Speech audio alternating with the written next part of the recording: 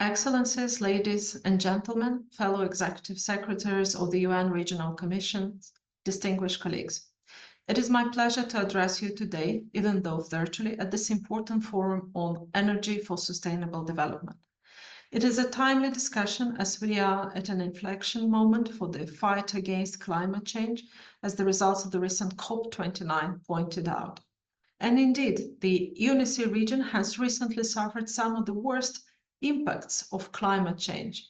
Europe and Central Asia are considered by the World Meteorological Organization as regions at high risk where weather conditions are changing and will change dramatically. And they are already changing. Under these circumstances, we need to become more resilient to climate change and its uncertainties.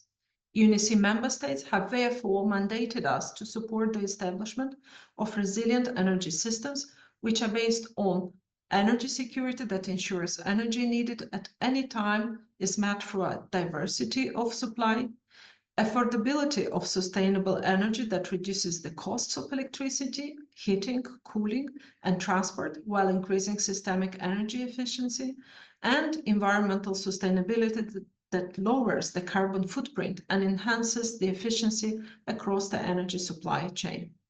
More recently, at its 33rd session, the Committee on Sustainable Energy mandated us to develop a just energy transition approach, suitable for the needs and different perspectives of member states in the EC region.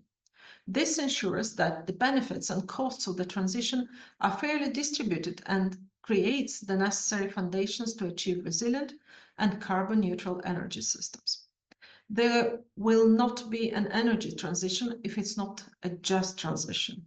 The just energy transition should start immediately and at the lowest cost to consumers through an interplay of all low and zero carbon technologies in an integrated energy market.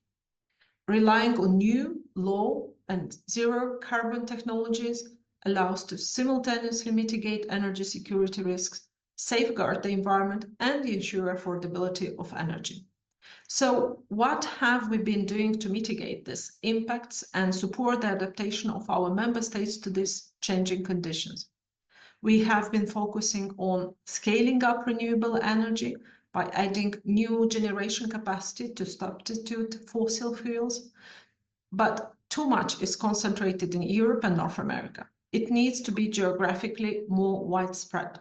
We were also focusing on increasing energy efficiency through addressing behavioral change, addressing the digital divide, facilitating access to modern energy efficient technologies, and ensuring the economic affordability, particularly for vulnerable populations, households, and businesses.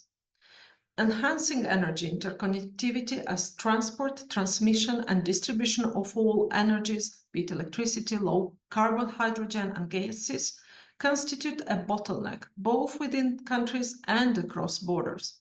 Enhanced cooperation is necessary, as well as adequate funding and addressing supply chain issues. Driving the digitalization of the energy sector to improve energy efficiency and the circular economy, harnessing the latest technologies such as artificial intelligence, blockchain, and others. We are also addressing methane emissions in the coal, oil, and gas industries. Some progress has been made with Azerbaijan, Kazakhstan, and Turkmenistan joining the Global Methane Pledge, but a lot more needs to be done urgently and thoroughly, as this is one of the most impactful actions that we can take to dampen the temperature increase. And last but not least, deploying global tools for the sustainable management of resources, such as critical raw minerals for the energy transition. The EU has mandated in law the United Nations Framework for Classification of Resources, UNFC, and many other countries in the UNCC region and beyond have or are adopting it, and the United Nations Resource Management System as tools for the implementation of the recommendations set forth by the Secretary General Panel on Critical Energy Transition Minerals. Moreover, we have been spending efforts on integrating into the energy transition the perspective of sectors and issues that are critical for its success. For example, Water availability is critical for energy and for agriculture, sanitation, and much more. Integrating all these different perspectives is therefore crucial for a sustainable future of this precious resource. E-mobility. The electrification of transport will go a long way towards decreasing fossil fuel consumption and pollution in cities. However, it needs to be coordinated with the decarbonization of the energy sector. Otherwise, all efforts will be vain. Climate finance. In the UNCC region, very little investment has gone in areas such as Central Asia to support the achievement of SDG 7 targets. Consequently, notwithstanding some progress in certain countries, the share of renewable energy in the overall energy mix and the level of energy efficiency have barely increased over the last 5 years. Many of the points that I have just addressed are the object of workshops and dedicated meetings during this forum. I'm therefore delighted to hear the perspectives of the other regional commissions on the energy transition and how we can better cooperate together.